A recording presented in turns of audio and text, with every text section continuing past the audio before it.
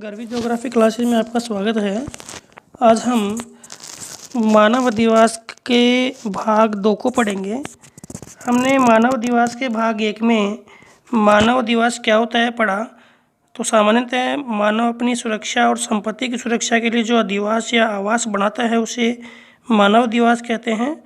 और मानव अधिवास के अंतर्गत हम देखें तो प्राकृतिक दशा और आर्थिक क्रियाकलापों के आधार मानव अधिवास 2 भागों में बांटा गया है, ग्रामीण अधिवास और नगरीय अधिवास। ग्रामीण अधिवास हमने पढ़ा ऐसा अधिवास जहाँ पर लोग प्राकृतिक क्रियाकलापों में या प्राथमिक क्रियाकलापों में संलग्न होते हैं, ग्रामीण अधिवास कहलाता है। ये सामान्यतः 4 प्रकार का होता है: गुच्छित अधिवास, अर्धगुच्छित अधिवास, पल्लीकृत अधिवास और एकाकी अधिवास। हमने इन सब के बारे में पढ़ा है। आज हम पढ़ेंगे कि जो मानव गांवों में मकान बना के रहता है, कौन कौन सी आकृति में वो मकान बनाता है। तो आज हम ग्रामीण अधिवासों के प्रतिरूपों के बारे में पढ़ने जा रहे हैं। सबसे पहला प्रतिरूप है रेखीय प्रतिरूप। तो सामान्यतः रेखीय प्रतिरूप वह होता है जहाँ पे सड़क, रेलवे लाइन, नहर, नदी, इनके दोनों तरफ एक रेखा में, एक पंक्ति में मकानों का निर्माण होता है।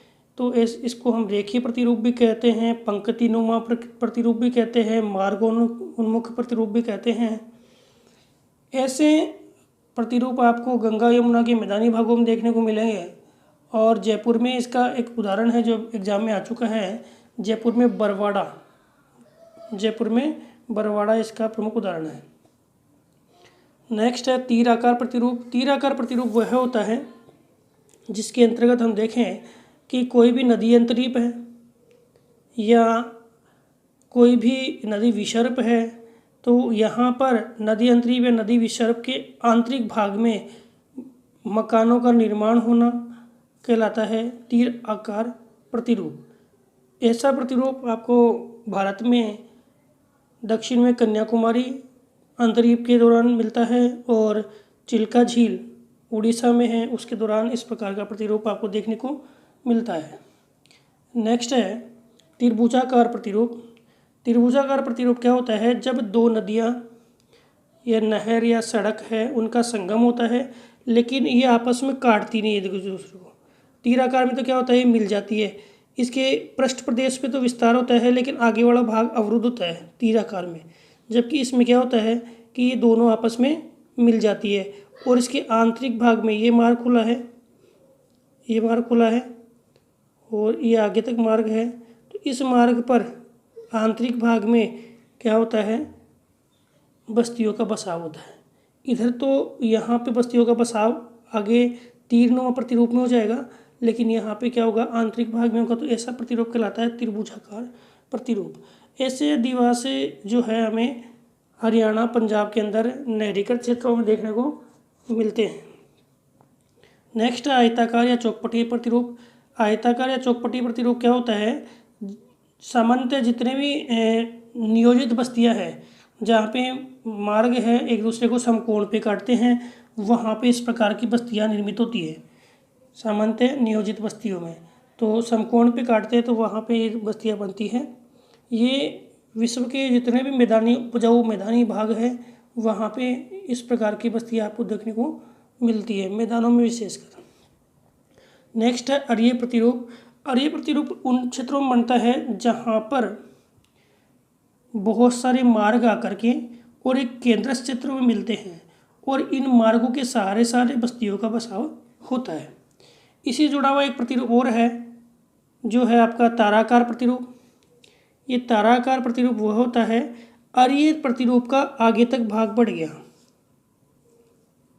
अरीय प्रतिरूप छोटा है, ताराकार अरीय का विस्तार है। तो अरीय का आगे तक भाग बढ़ गया तो उसको क्या बोलते हैं? ताराकार प्रतिरूप। अरीय और ताराकार प्रतिरूप है विश्व के अंदर जो सघनतम बसाव वाले क्षेत्र है वहाँ पे देखने को मिलते हैं। भारत में गंगा के उच्च मैदानी भागों में और तमिलनाडु के भागों में इस प्रकार के प्रतिरूप देखने को मिलते हैं। नेक्स्ट है वर्ताकार प्रतिरूप।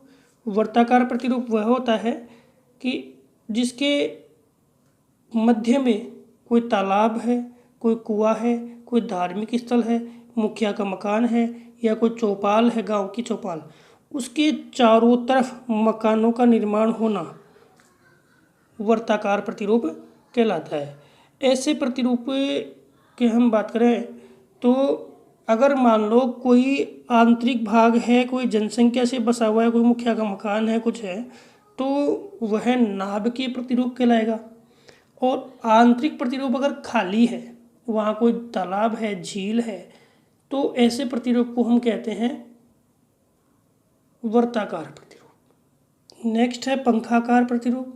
पंखा का आकार प्रतिरूप वह होता है जिसके दौरान कोई भी मार्ग आकर के केंद्र में मिलते हैं और उन मार्गों के सहारे समकोण पे बस्तियों का प्रसार होता है। तो ऐसी जो आकृति है, जो पंखों की जो पंखुड़ियाँ होती है, उस प्रकार से होती है। तो ये प्रतिरूप पंखाकार प्रतिरूप कहलाते हैं। नेक्स्ट है अनियमित प्रतिरूप। अनियमित प्रतिरूप वह प्रतिरूप होता है जिसके अंतर्गत कोई मार्ग निश्चित नहीं होता, कहीं पर भी जो जैसे कुछ मकान इधर बने हैं, कुछ मकान इधर बने हैं, कुछ मकान इधर बने हैं और टेढ़े मेढ़े मार्ग है, तो ऐसे प्रतिरूप को क्या बोलते हैं? अनियमित प्रतिरूप कहते हैं। अनियमित प्रतिरूप के उदाहरण के रूप में हम देखें तो बारां जिले का लिसाड़ी गांव इसका एक महत्वपूर्ण उदाहरण है। बारां जिले का लिसाड़ी गांव, जहाँ पे इस प्रकार के अनियमित मार्गस्थ प्रतिरूप देखने को मिलते हैं। नेक्स्ट हम बात करते हैं सीढ़ीनुमा प्रतिरूप। ऐसा प्रतिरूप हमें पर्वतीय ढालू भागों में देखने को मिलेगा, जहाँ पे ढाल के आधार पर बस्तियों का जमाव होता है। तो हमें ऐसे क्षेत्रों में सीढ़ीनुमा प्रतिरूप देखने को मिलते हैं। विश्व के जितने भी पर्वत श्रृंखलाएँ हैं, जैसे हिमालय पर्वत श्रृंखला है, राकीज है, एंडीज है, दक्षिण में नीलगिरी पहाड़ी क्षेत्र है, अरावली है, सब में इस प्रकार की बस्तियाँ देखने को मिलती हैं। नेक्स्ट बात करते हैं मधुछत्ता प्रतिरूप। मधुछत्ता प्रतिरूप हम अंतरिक्ष से अगर मान लो कि चित्र लें तो छोटी छोटी झोपड़ियाँ हमें जनजातीय प्रदेशों में देखने को मिलती है, जो मधुमक्खी के छत्ते के समान हमें दिखाई देती है, छोटी छोटी झोपड़ियाँ। तो ऐसे प्रतिरूप को हम क्या बोलते हैं? मधुछत्ता प्रतिरूप। ऐसी जनजातीय प्रतिरूप है हमें आंध्र प्रदेश के टोडा जनजातीय क्षेत्र और दक्षिणी अफ्रीका के जुलू जनजाति के लोग हैं, वहाँ वो इस प्रकार से पास पास मकान बनाते हैं। और तो ऐसे प्रतिरूप हमें मधुमक्खी के छत्ते के समान दिखाई देता है। साथ ही साथ देखें तो तटवर्ती प्रदेशों में जो जनजातियाँ मछली पालन करती है, मछलियों पकड़ती है, तो वो भी इस प्रकार की अधिवास प्रतिरूप बनाती है। इसके अलावा कुछ प्रतिरूप जैसे बुक में दिए हुए हैं कि मकड़ीनुमा प्रतिरूप। तो मकड़ीनुमा प्रतिरूप कब बनता है? जब ताराकार प्रतिरूप और वर्ताकार प्रतिरूप मिल जाता है। तो ऐसी स्थिति में एक मकड़ी के जाले के समान ये ताराकार प्रतिरूप मिल गया और ये वर्ताकार मिल गया। तो ऐसे में मकड़ी के जाले के समान प्रतिरूप निर्मित होता है। इस प्रकार हमने ग्रामीण क्षेत्रों में आकृति के आधार पर बनने वाले प्रतिरूपों का अध्ययन किया। अब हम ग्रामीण अधिवासियों की क्या क्या समस्याएं हैं, कौन कौन सी समस्या है, उनके बारे में पढ़ते हैं। पहली समस्या आवागमन के साधनों की है। तो ग्रामीण क्षेत्रों में आवागमन के साधनों का प्राय अभाव रहता है, जिसके कारण ग्रामीण क्षेत्र है परिवहन की दृष्टि से पिछड़ा होता है और यहाँ पर ग्रामीण क्षेत्रों में आर्थिक क्रियाकलापों का उचित विकास नहीं हो पाता है। दूसरी समस्या हम बात करें तो स्वच्छ पेयजल की समस्या ग्रामीण क्षेत्रों में प्राय देखने को मिलती है। स्वच्छ पेयजल का अभाव, क्योंकि गाँव में पाए जाने वाले तालाब हैं, गाँव में पाए जाने वाले जो भी झील वगैरह है, तो उनमें लोग हैं वो सभी समस्त क्रियाकलाप है वो करते हैं, जिस कारण से यहाँ पे स्वच्छ जल का क्या है अभाव है, और जिसके अभाव के कारण यहाँ पे कई प्रकार की बीमारियाँ फैलती है। तीसरा जो मुख्य है, स्वास्थ्य सेवाओं का अभाव है। स्वास्थ्य सेवाओं का अभाव, स्वास्थ्य सेवाओं का अभाव गाँवों के अंदर प्राय चिकित्सा सुविधाओं का अभाव है, जिसके कारण जो गांव के लोग हैं गाँवों के साधन के अभाव में भी बाहर जा नहीं पाते हैं, और चिकित्सा के अभाव में वह अपने क्षेत्र में उचित उपचार के अभाव में मृत्यु को प्राप्त करते हैं। ये एक बड़ी समस्या गाँवों में देखने को मिलती है। नेक्स्ट देखें तो विद्युत आपूर्ति का अभाव भी गाँव में देखने को मिलता है। तो गाँव में वर्तमान काल में देखें तो देखो सभी गांव हैं वो एक अच्छी विद्युत आपूर्ति क्षेत्र से जुड़ गए हैं, लेकिन फिर भी विद्युत आपूर्ति का अभाव गांव के वर्तमान में सभी गांवों में ये पूर्ति नहीं हो पाई है। तो लगभग सभी गांवों में जो बैकवर्ड है वहाँ पे विद्युत आपूर्ति का अभाव देखने को मिलता है, जो कई कार्यों में बाधा उत्पन्न करता है। इसके अतिरिक्त हम देखें रोजगार के साधनों का अभाव, रोजगार के साधनों का अभाव। तो रोजगार के साधनों के अभाव में यहाँ पर हम देखें तो 3 प्रकार की बेरोजगारी हमें देखने को मिलती है।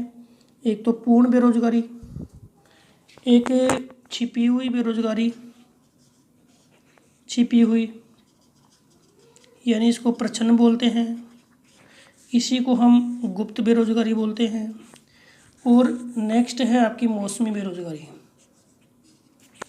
पूर्ण बेरोजगारी वह होती है जिसमें रोजगार का एक भी दिन प्राप्त करना असंभव होता है, यह बहुत कम दिन वो रोजगार को प्राप्त कर पाता है। छिपी हुई बेरोजगारी वो होती है कि काम 5 बंदों का है और वहाँ पे ज़्यादा लोग कार्य कर रहे हैं, तो जो वेतन मिलता है वो क्या होता है, डिवाइड हो जाता है। तो ज़्यादा लोगों को कम लोगों का वेतन देना, तो पर्याप्त मात्रा में वेतन नहीं मिल पाता। हालांकि वो रोजगार करते हैं, लेकिन वेतन के अभाव में वो जो बेरोजगारी है वो छिपी हुई बेरोजगारी या प्रच्छन्न बेरोजगारी कहलाती है। तीसरा है मौसमी बेरोजगारी। मौसमी बेरोजगारी का अर्थ है कि कुछ उद्योग ऐसे हैं जो निश्चित समय में चलते हैं, जैसे गन्ना जो है उसे चीनी बनाते हैं, जैसे कोई भी फेस्टिवल है उससे जुड़ा हुआ उद्योग है।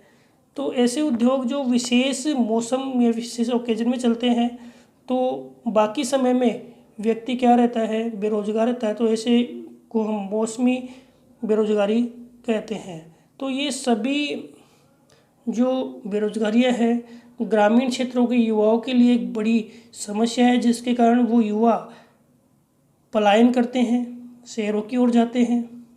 इसके अतिरिक्त हम देखें तो सूचना और तकनीकी का अभाव, सूचना व तकनीकी का अभाव ग्रामीण क्षेत्रों में देखने को मिलता है।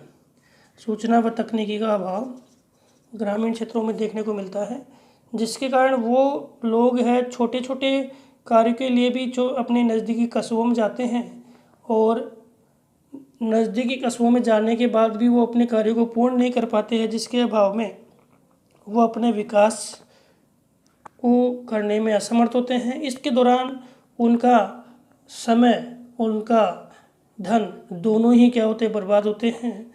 इसके बाद हम देखें कि जो ग्रामीण क्षेत्रों में होते हैं वहाँ कुछ हद स्तर तक शिक्षा का प्रसार वर्तमान में तो हो चुका है, लेकिन कई गांव ऐसे हैं जो आज भी उस पहले वाली समस्या से जूझ रहे हैं। तो यहाँ उच्च तकनीकी शिक्षा का प्राय अभाव पाया जाता है। उच्च तकनीकी शिक्षा का प्राय अभाव पाया जाता है। उच्च तकनीकी शिक्षा के अभाव के कारण यहाँ पर प्राय हम देखें तो प्राथमिक या उच्च प्राथमिक शिक्षा ग्रहण करते हैं, बाद में उच्च माध्यमिक या माध्यमिक शिक्षा और कॉलेजी शिक्षा के लिए वो बाहर जाते हैं, और अगर बाहर जाने के लिए पर्याप्त मात्रा में वो साधन नहीं जुटा पाते हैं तो वो उच्च शिक्षा से वंचित रह जाते हैं और ये हमारे युवा पीढ़ी के लिए एक बड़ा अभिशाप है।